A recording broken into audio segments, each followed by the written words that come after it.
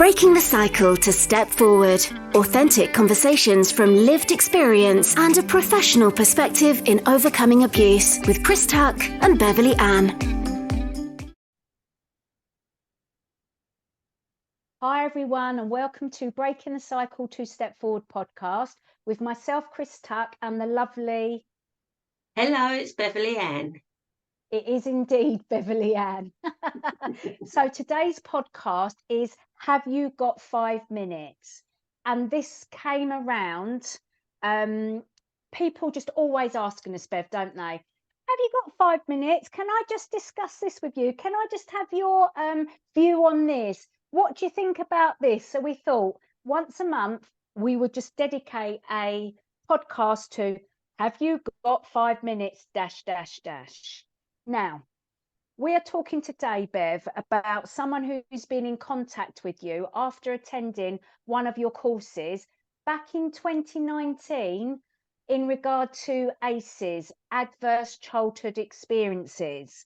Now, she said she'd had time to think about what you have said, so it must have been very in-depth and very thought-provoking, as always. So she's come back to you with some more questions. Can you tell us a little bit more about this? And this is what's going to be informing our conversation today. Yes, absolutely. And she came across some of the papers, etc. I don't know if you do this. I do that as well. You file things away, don't you? And then whether it be online, you file it away, or actual papers, and you come across it and you start reading through it. I know I do that with old slides sometimes, and that's what she had done. And she contacted me. She's another professional in a different field, and she just wanted to ask some questions that also now she's got some relatable experience in her own personal world, and sometimes it takes that time to actually be able to put it into context. Yeah, when you come across that lived experience, you can definitely put it into context, can't you? Yes. So she asked some other questions and I responded, and it was all around children, grandparenting as a grandparent, but children then in general going forward. What about children? So first of all, it was about parenting. So we're not going to go into that too much because thinking of the time and some of the great questions that she followed up with, because I mentioned that we've got the podcast and I got her permission. So I'm not going to say names to keep people's identity private, because, you know, that's important. But some of these questions that she came back with, I personally feel, and I know we've been talking about this, these are some good questions that people want to ask. And that's what we like about this is conversation, and not everybody is sure. So unless we ask, how do we know? So what did she ask you in regards to children and being a parent, grandparent? What are the questions that she's asked you that absolutely got you sort of like, oh yes, I want to answer this? So in the background, it's based on about children having freedom. So when we were growing up, we would be going out of the house and not coming back till later. And are we overprotective? But then I was able to counter that and say, well, actually, children have freedom in a different way because they have access. And this is something we've spoken about numerous times online, and it's something that we need to be aware of. So that's why I'm not going to go into that too much, because we've been there. But I was talking about choices, etc. And she came back and she said, how does choice help build boundaries? Yeah. And what was your answer to that? How does choice build boundaries? Well, I believe, because I've not responded to her, so she's going to be hearing all these answers for her.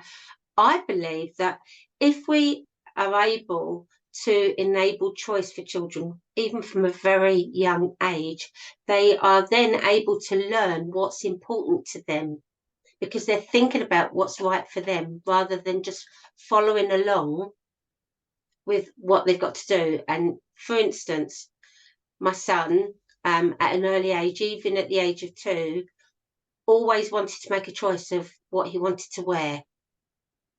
So rather than taking out the whole of the wardrobe, because as a mum, I've spent time washing, ironing, putting it away. What I used to do was take out 2 outfits and say, well, what's your choice? What do you want to wear? And even if you wanted to take something from that outfit and something from that outfit, fine. That way, he was making a choice, and it was helping him to understand what was important to him in that context. Mm-hmm. So when it comes to safeguarding children, how could we put choice or use choice to build boundaries and better protect? Well, when we come back to safeguarding, and this is something that we've spoken about before, rather than just telling a child that they have to give us a hug, we can say, would you like a hug? You can put your arms out and would you like a hug? They have a choice then. Now, if they say no, okay, that's okay. What they learn is if they say no and your response is out of anger or, well, that's okay, I won't hug you, then they're learning that, oh, if I say no, I'm going to get a negative response. Whereas if you say, like, even to a 2-year-old toddler, would you like a hug? And they say, no, I don't. Okay, I'm here for you when you're ready. So you're enabling them to make that choice and understand their boundary. That response is really important because, as you said, if it's almost wounded, like you're a child, I'm the adult, and I say, do you want a hug? And then you say no. As a wounded adult, I could be quite aggressive back in my verbal response and go, well, okay, well, when you want a hug, I'm not going to be there for you, sort of thing. And there are a lot of adults that actually do that kind of behavior. I've done it before myself, before I pulled myself up about it and understood that actually you're communicating anger and disappointment back to that child. If we want to try and help them build boundaries around this and have that choice and have their choice respected, then we as the adult, we need to respond in the right way and do it as you have described, not how I've described. And I'm a human being. Please, anyone listening, don't think that that I've never reacted like that. But it's okay also if they are being horrible to say, because let's be honest, as much as we love our children can react in a way that hurts us. And it's okay to communicate that as well. It's okay. So for instance, if they're making a choice and they're saying some horrible things to you, oh, that feels hurtful to me. That makes me feel really sad. But I think, again, you're teaching them, especially if they're younger, you're teaching them that actually their behavior and their response to you can be hurtful. So as long as you're doing it in a way of teaching them that what they've done is hurtful, that's all part of the learning. And that in my book, it is really good for them to know, because how would they know about their behavior and it being hurtful if you don't actually tell them, but tell them in a loving, caring, nurturing way rather than an abusive, aggressive way? Yeah, exactly. And let's be honest, our children get older and they become teenagers. And yes, when we're working, because many of us are having to work, there's extra stresses around, and there are times we're human beings, so this is no finger pointing, because there are times maybe of an evening when I've had enough. Yeah. Go away. I don't like your attitude towards me. I need space. But again, you're clearly communicating your needs, and again, we'll teach them to communicate their needs in a more constructive way. Yeah, and it's listening when they're in that way. So, they want their space. Okay, you're making your choice. I understand your boundaries. Yeah. Do you see what I mean? Yeah. So, I mean, we started absolutely. So we started off really young, and I think that's important because sometimes people think that we're going to speak to a 2-year-old in the same way that we're going to speak to a 13 or 14-year-old. You know, it's got to be age appropriate. Yeah, absolutely. But we can start doing all of this from a very young age. So Yes. going back to the question, what other things were you asked? Well, the questions actually lead on quite nicely, because the next one is, does choice empower or does it overwhelm? Mm-hmm. Which I thought was a really good question, because I personally believe that I remember feeling or growing up and not having choices. That was either I was living at home with my parents in that environment where there was no choice. You just had to do what you were told, yeah? Yeah. And it was a case of survival because it was a toxic environment. Then going into a children's home, as much as I enjoyed it, you know, there are some things that are become every day that you don't think about. And it's only as an adult in conversations looking back, like you don't have the opportunity to lay in. Well, in my day, in our children's home, you had to be up to get ready to have breakfast at a certain time. So there was all of these expectations and rules in place that couldn't be breached. Yeah, and I understand why. When you've got 18 children in a household, you know, there has to be that order. Yeah. But in a normal, or say in an everyday household, you know, if you're 13, 14 and it's a Sunday morning and you don't want breakfast, generally, not in every household, generally it's like, okay, stay in bed.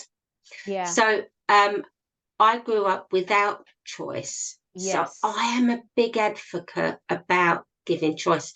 And I personally believe that if we enable people to have choice, it empowers them to learn what's important for them. However, it's also being aware of being age related and does it overwhelm? So there are some scenarios that if the choice is too vast, so let's have a think, you know, like food wise, let's be honest. If we've got a young child and we're saying, well, what do you want to eat? That can sometimes be very overwhelming. So if we're breaking it down, and I'm trying to bring it down so it's simple, if we bring it down so it's a smaller choice, as in, well, we're going to have dinner tonight, would you like this or would you like that? Yeah. So a spaghetti bolognese or a shepherd's pie, because it's all mince based, because we're having mince tonight. Which one do you want? Yes. Yeah. To be very simple. I also think even as adults, when we've had participants on a course and I say, you say, you have choice, the amount of adults that look at us as if we're just spoken a foreign language for them is amazing, because a lot of people, because they haven't had choice throughout their life, think that they don't have a choice. And when you say that to them and give them the option of A, B, or C, they really can't deal with that. It's overwhelming for them. So even though we're saying it's got to be age appropriate, some adults don't even understand or know that they have choice as an adult. They don't have to, for example, stay in a toxic relationship. As an adult, you do have choice, because they've been brought up in a certain way, like us, where we didn't have choice and we had to do as we were told because we were abused if we did or we didn't. That has carried on for them in their as young people and as young adults. And even now, sitting in a room in front of us, they still feel constrained by their lived experiences today, and they not have never experienced choice and still don't feel like they have choice. And most of them do, and once you've explained and they come around to the concept, they can grasp it and move on with it. But if people are still in abusive situations right now, they may not have choice that is tangible. However, they could work with outside agencies to get that choice to be actionable, i.e. leaving an abusive relationship. They might not see how they can do it, but with help and support and guidance from professionals, that can become a reality for them. Absolutely. And I remember when I very much felt overwhelmed, and I was being given a choice of something really lovely, to go somewhere or not. And I remember getting the phone call, and it was after I got divorced, and it was like, would you like to go? And I was like, whoa, let me come back to you. And I literally had to go for a walk and think about it, and then think, okay, what are your choices? If you don't go, how will you feel? Yeah. And if you do go, how will you feel? Mm-hmm. And then it was like, okay, so you've got both choices. If you choose not to go, who will you blame? And if you do choose to go and you don't enjoy it, who will you blame? And I was like, well, myself in both. in both. Yeah. Okay, so what is it you want to do? And when I realised there was going to be no comeback, then it was a safe place and a safe choice, I was able to make that choice and then carry on from there. I was going to say, a lot of what you've just said comes from a place of fear and not understanding, or at that moment in time, because you recoiled and you was like, "Ooh, don't know about this." It's just like you're fearful of not understanding the parameters around each choice. But once you actually logically sat back and looked at your choices, and that there was no comeback other than yourself, and it was safe for you to make those decisions, you were able to do that. So I think there's a lot of unpicking and learning in all of this. Absolutely. So I'm a big believer, go back to schools. Yes, we can't allow, I say can't, most children don't have an input into their infants or juniors, because age related, that, it doesn't happen like that. So we don't say to our children, what infant school would you like to go to? Generically, it tends to happen. However, when it came to senior school, I very much wanted my children to make that choice, because, it's about how do they learn? How do they learn? And, one of my siblings wanted to go to school A, and I said, like, okay, but you also need to look at another school, so you've got something to compare. I don't care which school it is, I want you to have a choice. And even back then, ironically, after they looked at another school to compare, they decided to go to school B, and they felt that school A wasn't right for them. And they actually did, they enjoyed school. My other I said sibling, my other child. You did, your child. My other child, when they made their decision, they actually didn't get the first choice or the second choice. They got the third choice. And it took a while to settle in. But when they did extremely well. Mm-hmm. And they got the best from it. So I've always been a big advocate of enabling my children to have the choice where's possible. And I think it's very important for children where possible. Yeah, because it's not always possible, is it? When they're in a place or something's going to put them in danger, you don't always have the time to give them the choice. It's like a no's a no, that's it. We don't want you doing that, and we don't want to put you in danger, so a no's a no. Going back to that question from that lady about playing outside, when we spoke off camera about this, the lady was saying, wasn't she, that it's safer to be indoors, so that's why a lot of parents like their children to be indoors. And what did you say to me about being online? Well, if your child's indoors and they're at home and they're online, they've actually got access to a wider place than they have if they're outside. So think of a scenario. If I was to, I live in a close. So at an age appropriate time, I would allow my child to play outside, but I'd be watching. Yeah. Now that's scary. And as I used to say to my children, any decision I make, I have to be comfortable with that, because I know that I can't stop you from doing things, but I have to be able to live with the consequences, regard whatever way they are. So God forbid something horrible happened, I have to know that I was comfortable with the choice I made at that time on behalf of their safety, because it goes both ways. But sometimes, because we have our children indoors, we believe they're in the house. They're upstairs in their bedroom. No harm's going to come to them. No, they're playing a game. They're online. They're fine. And sadly, that's not always true. Now, as we always say, and this isn't about witch hunting, it's about being aware. Because, I know even a conversation the other day, someone bought their 5-year-old daughter an iPhone 12. Right. Now, straight away, I was like, whoa. Yeah. Why? And then they were a little bit upset because she'd lost it within an hour of receiving it. But when you look at it, it's a mini computer. She's got access to everything.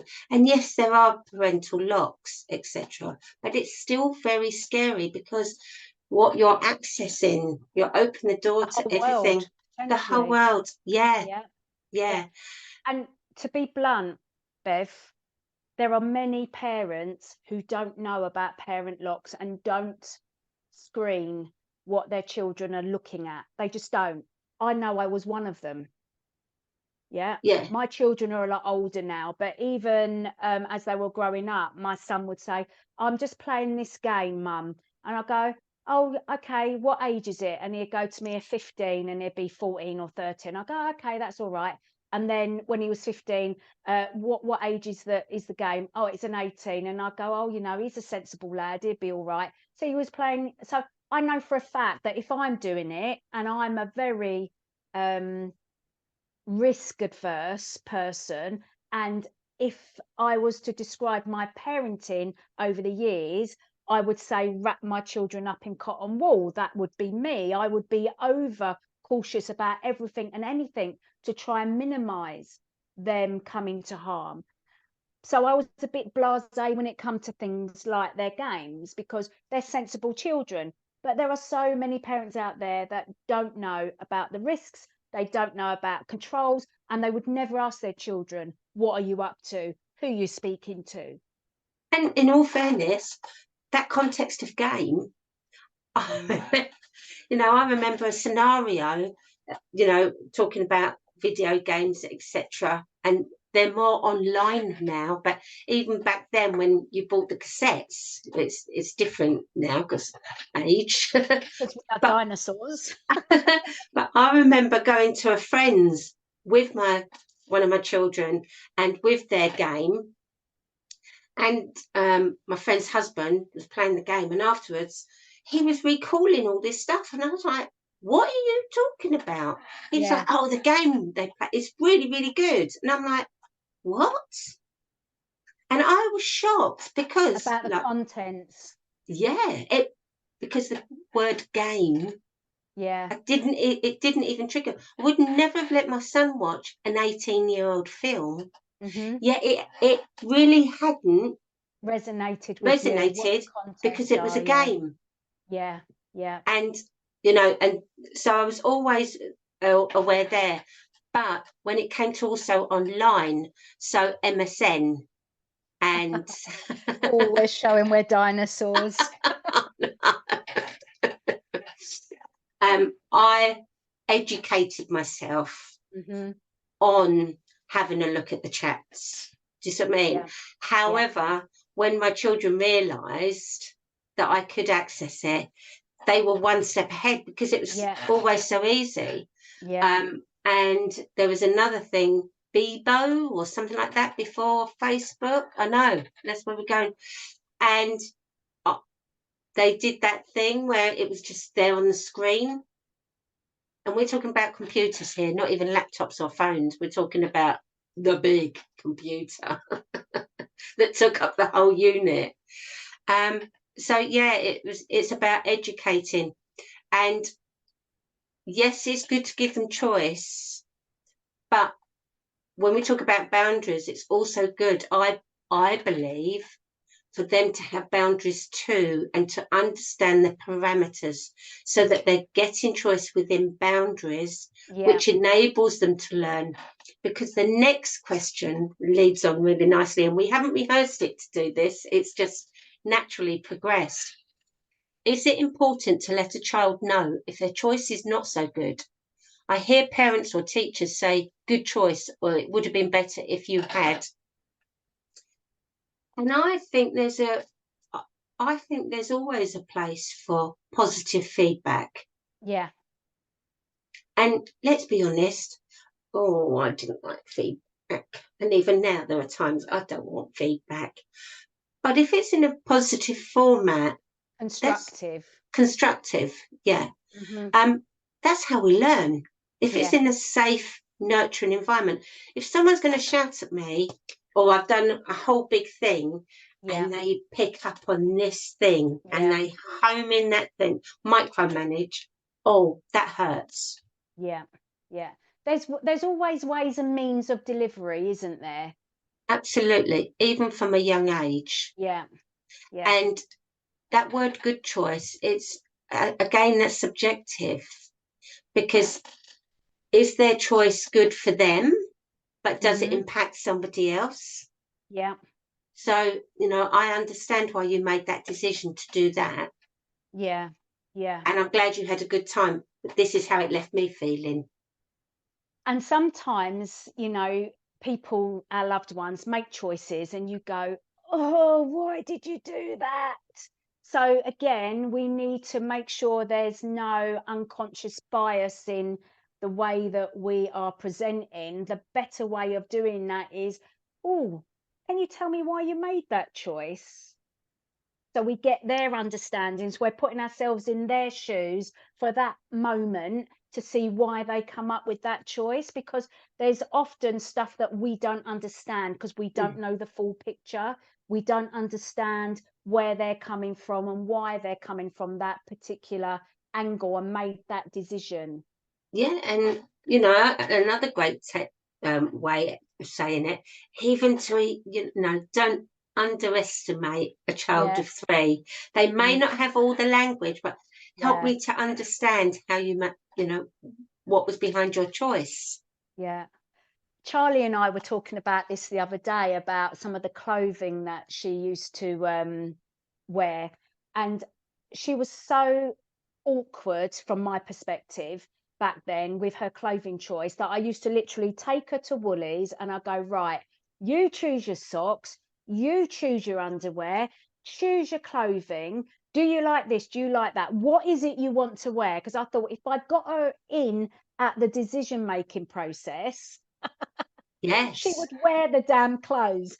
And so for example, we'd buy some shiny socks that glitter on them, whatever.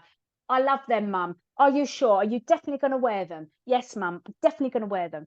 So there I go. Oh, go and put your glitter socks on. Oh no, I don't like them. They itch. And I'm like, but you chose them. Oh yeah, I'm not going to say that everything. We've all been there, haven't we? We've all been there. Yeah. On the other hand, when we're thinking about that age, I think about how much trainers cost. Let's use trainers as an example. Yeah. So what I would say is, well, this is the budget that there is for the trainers, for instance. Yeah. If you want other trainers outside of that budget and you've got some money from a birthday or from Christmas, or you think you can earn that money doing something, crack on. Yeah. That's your choice. Yeah. And what we're teaching, because what we're teaching then is they will get the consequences without us even having to say anything. Because if they've invested into a choice, and I'm emotionally, financially, in when they're older, if they choose not to wear them, yeah, it's hit their pocket and they've had to think about it. Yeah. So there's many ways we can teach children and young people about choice and boundaries, and that translates into safeguarding of themselves as well, because you're teaching them lessons of life lessons. That's what we're teaching them. So we've probably come up to our 30 minutes. Have you got anything else? Well, I have got one more question. Yes, I've got one more question. And just on that, as you were saying as well, because let's bring it back to abuse. I remember it was only, and I've spoken about this before, and I'll speak about it again, as a teenager who was being abused by my father, by my friend. And it was only when Auntie Helen, who ran the second children's home, sat down with me and educated me, as in, self-respect, I always have choice, consent. And even then, yes, it was overwhelming that I suddenly realised what she was talking about. But what I will never say anything horrible. Now I'd like to be able to say to her, thank you, because what she actually gave me was the permission to have choice. So when I went, when I saw my dad the next time, I was able to say no. And then, okay, the rest of it dealt with later. So I am a big advocate for choice, a big advocate. Right, the last question is, when asking a child about their feelings, are you inadvertently feeding them your ideas of how they are feeling if they find expression difficult? What's your thought before I say anything? That was a very long question, and it's just gone straight in my head and straight out again. So, but my initial thinking is, I think we need to make sure that we are listening and tapping into the child and what it is they are saying, not saying, might want to say. So we need to just maybe and listen. Yes, but when I saw this also takes me back to when we went to Channel 4 and we were in the Q&A session, and there was the panel, and there was Jess, the MP, Jess Phillips on the panel, on the stage, on the panel, and she said it so well. She said, what is it that we can't ask our children about how they feel? Yeah. What is it we're scared of hearing? And for me, that is the biggest thing. What is it that adults are scared of hearing when they sit there and they give a child space? And they might say nothing, or typical one, how was school today? Yeah, okay. What did you do? Nothing. So this is where I've always put in best and worst. What's your best of the day? What's your worst of the day? Yeah. Because you've given them an opportunity to speak out, and then it's there for storing, but they're getting to express themselves. And then sometimes, sorry. No, going back to those school conversations, you're right. How was school? All right. What did you eat? Nothing. Well, I'm sorry, you must have eaten something because I know you had lunch, whether it be packed lunch or a school lunch. So what did you eat? So I used to literally drill down with the questions. So yes, I am asking them the questions that I want answers to, but what I was trying to do was get them to open up and have that conversation by giving them a few examples. I didn't really want to know what they were eating for lunch. I didn't really want to know how their school day had been. Like, I did history and I did maths and I did English. I didn't want to know that. What I wanted to really know is, who did you play with? Was you treated kindly? And did you play with people and were you kind to them? That's what I really wanted to ask. Yeah. Without asking it. And that's why I like best and worst, even for young children. And one of the best things about best and worst, it's simple. What's been the best of your day? What's been the worst of the day? And, my sister's granddaughter. She's only 5, but just turned 5. I mean, she, even at 4, she latched onto that concept so that she initiates it. And it's really great because it gives her the opportunity. She doesn't like going home. So as adults, we realised, and then we're able to vocalise, my worst hasn't happened yet. It will be when we all have to go home. And then she was able to say, when it became her time, my worst hasn't happened yet. You know, that kind of way.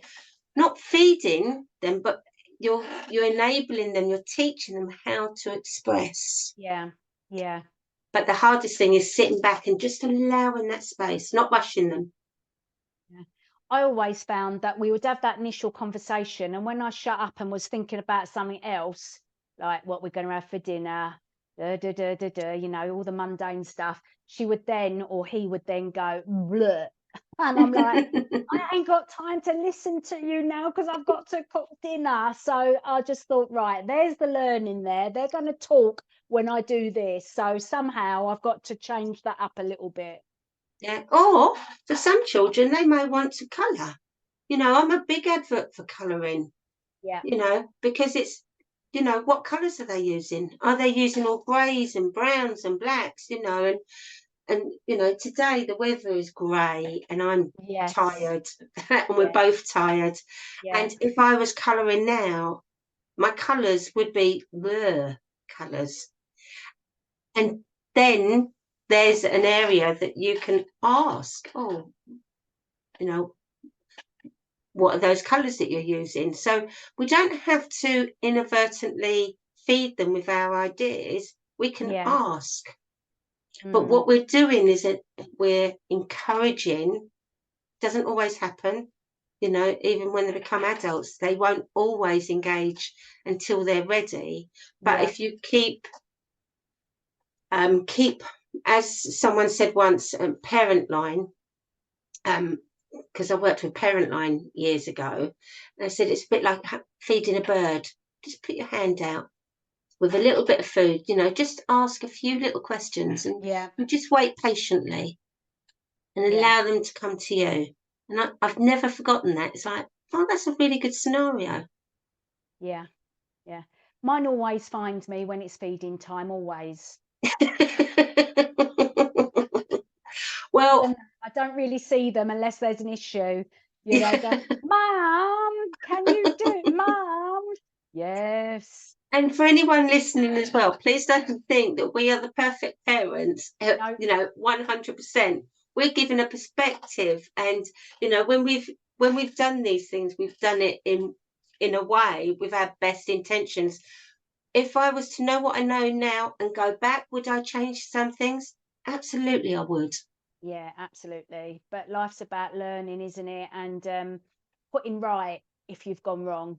That's the learning. And being able to put your hand up. And Gabor Mate writes about that in his books about parenting, because each child is parented differently, not because we do it intentionally, it's because of where we are at that stage in the life, and also where they come within the family. The family order, yeah, definitely. All right, well, we have to wrap up for today, I'm afraid. So I am going to say goodbye, everybody, and see you in the next Have You Got 5 Minutes? And I'd like to say thank you to this person. I will be letting her know that we've answered her questions and send it to her. If anybody else wants to ask us a question, you can email BreakingTheCycleToStepForward@gmail.com. The link will be underneath anyway. And we look forward to more questions. Thank you very much. Bye, everyone. See you soon.